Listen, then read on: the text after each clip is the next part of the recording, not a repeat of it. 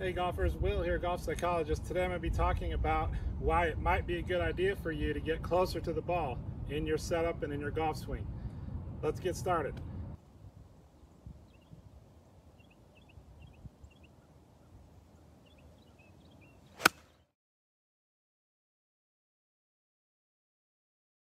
Okay, so if you follow my channel, you probably see that I talk about a variety of different things. And I don't really have a way that I teach the golf swing. I believe in teaching skills that translate from the mind to the motion that you're trying to make. And whatever those skills are that you compile into your golf swing, if it works for you, great.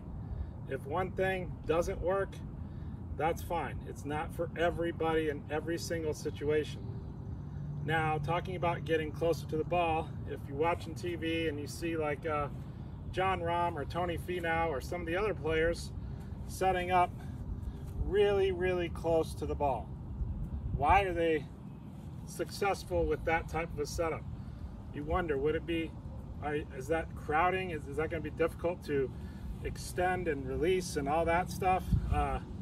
Well, I'm going to get into why they do it and why it might be a good idea for you to do it.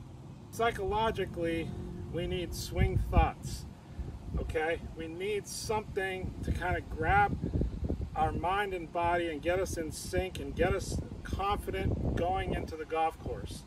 So when you're practicing, you may have one day a thought that has to do with maybe the way you're breaking your hands and wrists, or the way you're bending the elbow, or the way that you're, pivoting the body. The next day you might come out to practice and that swing thought isn't working at all and you need something else. So that's why I'm a big proponent of trying different things.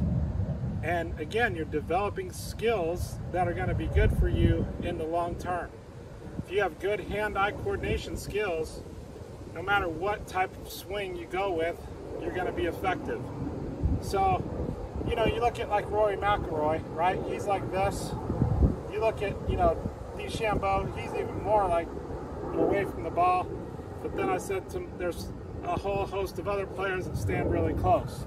If you look at old school videos of like, Ben Hogan, and even going all the way back to like Bobby Jones, I mean, really close to the ball. Now, one thing about that is your setup and what it does to the way you put your hips. If you're farther away from the ball, you have a lot of times more bend in the knees. And again, that's not a bad thing, but it can lead to issues in your swing with the way you're shifting your weight, the way that you're turning your hips with the pelvis, so on and so forth. And the great thing about the Hogan setup is that he really pushes the hips forward and they line up with the ankles. And that just gives you, I think, some great balance as you go into your backswing. Now, one of the huge things with this setup is the trail arm. And even if you don't stick with this close setup, what I will tell you is this is a great feel for that trail arm. If you're away from the ball, a lot of times we want to try to train that arm to move properly, to rotate so that it doesn't chicken wing on us. If we're standing farther away from the ball, we run into a lot of those flying elbow issues. So you want to roll that elbow in if you're standing farther away from the ball. Almost point the inside of the elbow up at the sky. That's a hard move for most people to do. It's easier to think of pulling the arm back behind you and then let the arms just naturally get to the top as the weight of the club gets back there. So that's kind of what Hogan did, and even going all the way back to like Bobby Jones, I mean, he set up with his trail arm almost on his back, and he was just really close to the body going back. But I'm going to show you why they did that and why they were so successful. I mean, some of the best ball strikers of all time.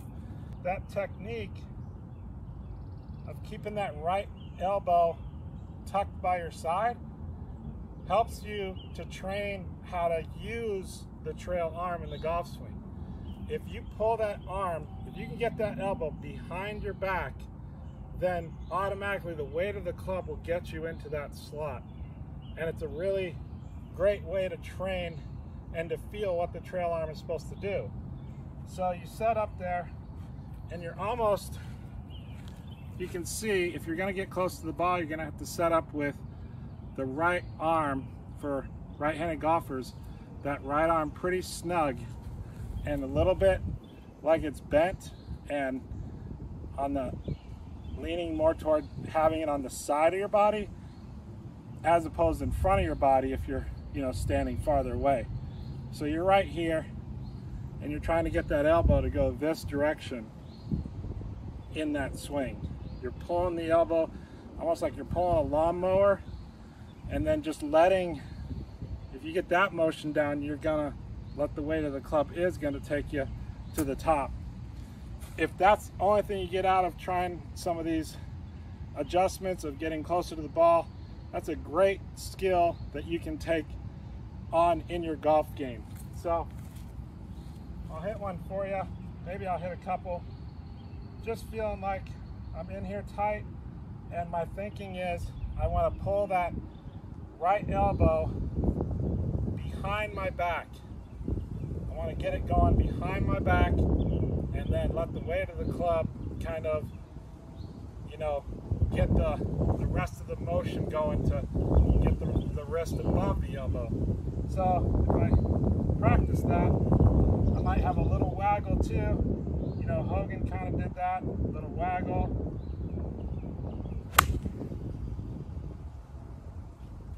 And just mess around with it just like I did right there, with almost just like a slower swing, not hard, just kind of feeling what it's like to stay connected.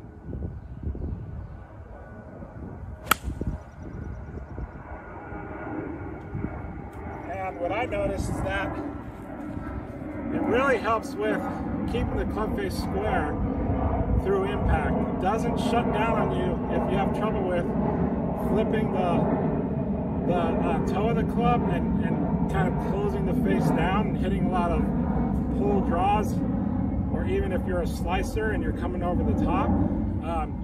This is a good drill to kind of get rid of that, because again, you're pulling that elbow behind you and you're letting the hands kind of stay low. The lower the hands are, the less opportunity for different types of problems to come in. I'll hit one more. One of the things that's good is just to feel like a little bit of a waggle with the wrist going back this way. And with this type of a setup, there's not as much of the wrist doing this in the golf swing. You're really taking that out and you're just kind of doing that wrist, that trail wrist kind of move where you're just moving the club back, just kind of like that. So use that feel of the arm staying close to the body and kind of getting behind your back. Get in there tight, a little waggle.